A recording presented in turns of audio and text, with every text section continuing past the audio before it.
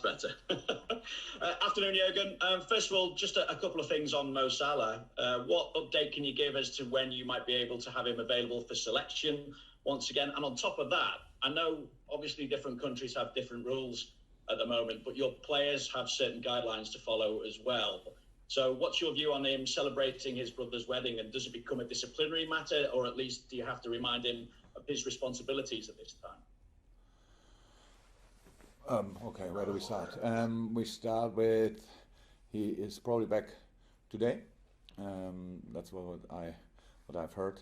We're obviously in close contact with him all over the time, and how it always is in these cases. In the moment when you have a negative test, then it's the process really starts. He's in a good place. He feels well. No symptoms, and so that's all fine. The other thing, there's absolutely nothing to say in public about, to be honest. All the things I have to talk to my players about, it's nothing for the public. But what I can tell you, I was in the summer in Germany. A friend of mine had moved his birthday party only because of me, because he knew I'm in Germany. 50 people attended there. I decided in the last minute not to go. So. And that was only a birthday party, because and it was allowed in Germany. It was allowed in Germany in that time. It was outside, all that stuff, but I didn't go. So that's only one situation. In other countries, in other situations, there's more social. I'm not sure if it's the right word, but kind of pressure on you and stuff like this. And a brother's wedding is a very special moment. What I can say about my players, they are incredibly disciplined. All. I have to say, when I speak about all football players in general were very incredibly disciplined. There were some cases, of course, but they really know about the situation. But sometimes it doesn't work out like this, and something happens, and now we are in the situation we are in. But all the rest is just between Mo and me, and we did that already, so we are fine. On top of that, of course, you've sustained further injuries during the course of the international break, so I don't know whether you want to go through them one by one. Obviously, big disappointment with Joe Gomez being injured. First of all, how's he recovering? Oh,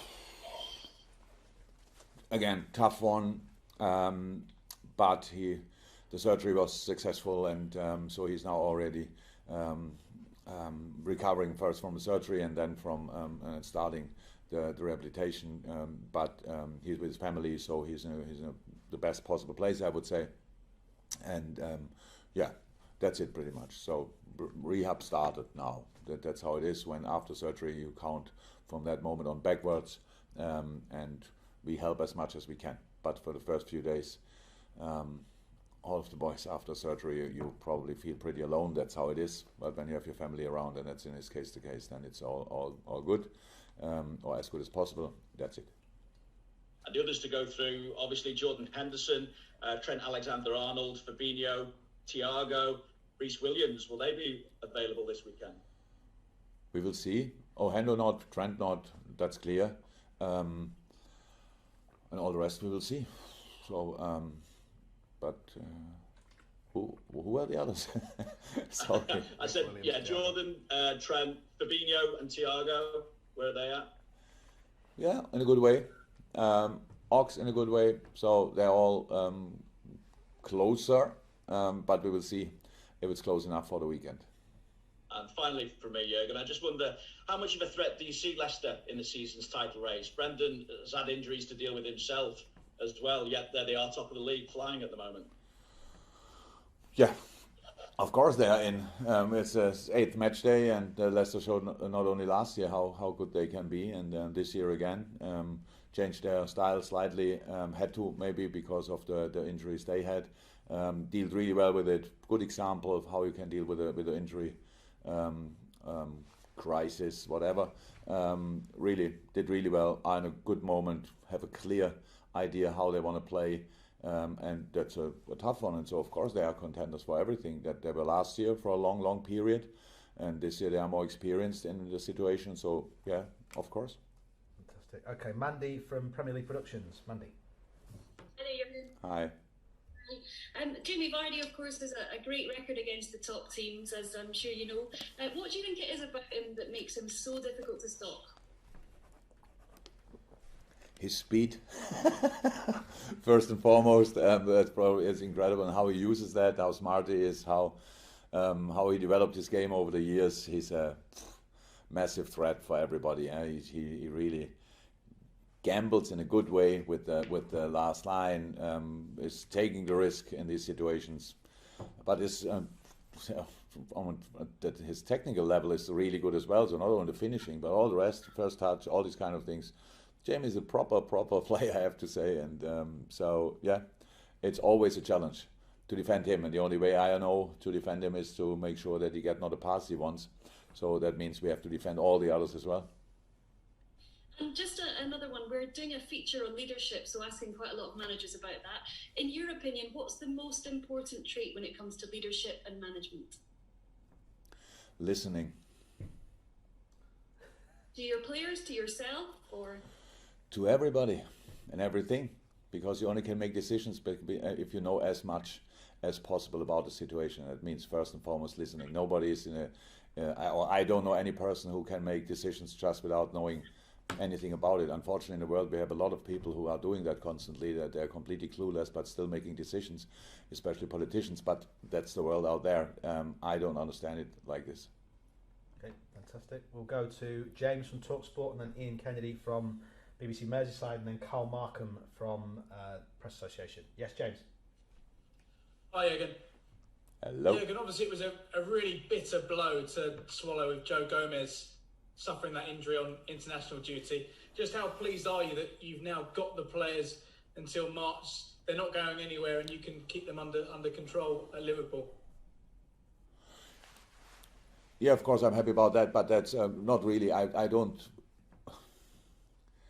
Look, the situation is really difficult for all of us. It was difficult for the FAs and for the UEFA, and they had to cancel a European Championship in the summer. So now we all ask them to just don't play international football anymore. But we know they have the same problem like the leagues, the national leagues have. So I'm not blaming anybody, any coach or whatever for these kind of injuries. It's the situation we are in, and so that doesn't change. We have now the most intense period without international football is coming up now. From now until February probably. We play pretty much every 3 days. That's exactly, it's better you have them around, because then you can judge exactly what they do and stuff like this, and we do things they are used to and all these kind of things. If we go to a national team, there are always other fitness coaches. They didn't work from maybe for the last 4 or 6 weeks, and then they're really in it. That's possible, but that's the situation. No, the most intense period is coming up now. So I'm happy that they are back, and I'm happy that most of them came back healthy, and how fit we will see. But that doesn't change the general situation. Okay, Ian Kennedy, BBC Radio Merseyside. Hi, Jürgen. Just given the injuries and selection issues that we've been talking about, does this underline how important it is to have a way of playing at a club that runs throughout all the different levels and all the age groups of the club? So when players, particularly young players, are needing to come through, that they already know the system and how you want them to play? Very important. But there's still, of course, some distance. So it's like between the U23s, for example, and us and the first team playing. There's still you cannot play exactly like we do in the U23s for different reasons. What do the opponents do? But a lot of things should be very, very similar, if not exactly the same. And so yes, it's very important. And in our case, in our situation, it is the case that the boys know before they arrive in our training what we want them to do. But then there's still a little distance. But the boys who came up so far were absolutely incredible. They did really incredible. Of course, we all know that Nate played a super game, Reece played a super game, Curtis is maybe the main example, but there are other boys in the training at the moment. They all look really, really good. Longstaff, Glatzel, Leighton Clarkson, Jake Kane, they look sensationally well. Billy is back as well after all the little and big issues he had. Is back as well in training. So we are blessed with a lot of talent around us, and some were not in training but are already maybe on their way, which I don't know in the moment. And so yes, the door is open. In our situation especially, the door is open, but the door is always open, and it helps when you have the same idea of football. Thank you, Ian. And then we'll go to Carl Markham, and then we'll finish with on the open part of the press conference with Per from TV2 Norway. Carl first. Hey, Jürgen. Hi, Carl. Hi. I know you mentioned before that we're in a unique situation with this season now playing, but have you ever had to deal with an injury situation like the one you've got at the moment? And how do you approach sort of planning for 3 games a week when it's like this? Taking it game by game doesn't work in a different way, because if you think about the next game before you play the game in front of you, then you have no chance in that game, and that makes no sense. Then you have completely different problems a few days later. So it's just game by game. That will never change. And no, not with exactly the same injury situation, of course not, but similar. And there's no season when you have no problems with injuries. It's always the same. But in our situation, it's slightly different, that a lot of players on the same position get injured and seriously injured, and that makes it, of course, tricky. But nobody here feels, not at all, any kind of self-pityness or whatever. I'm not sure if it's the right word, but we don't feel sorry for ourselves. It's a situation. In a moment when you get the information, then it's a moment where that hits you really. But a minute later, you are already in the solution process, and that's exactly where we are very long in that already. And so now we have players available, and I always said, as long as we can field 11 players, we will fight for the 3 points, and we will line up 3 players on that. I can promise that, at least for Sunday, and then we will fight with all we have. You say you don't feel self-pity, and you never would do, but can you use it in a motivational way for the players who are fit, in terms of this situation we've got, we need to pull together?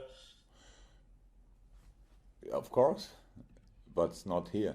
So what we are, how I said, we are a unit, a proper unit, and the more problems we have, the closer we stick together. So that was always like this, will always be like this in this club, and so yes, we will not, how I said, we don't go for excuses. We have the situation we have. We don't like the injuries we have, because it's really hard for the boys who have the injury, but all the rest is working on solutions. That's what we always do, and we have solutions in our mind, and maybe we think that's the worst situation possible, but the season is long, and we have only played 8 games, so there will become a lot of problems. And I always said, who deals best with the problems they in front of them has a chance to be really successful, and that's what we try to be.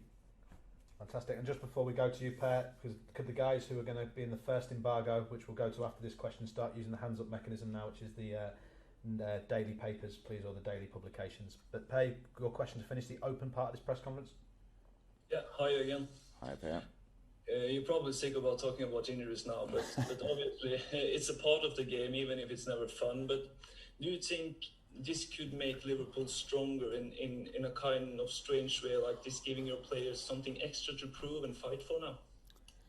I don't think my players have to prove anything. So we always deal with the difficult situations really well. But yes, it's how I said, I don't, obviously nobody's happy with my answers. That's why you ask constantly the same questions.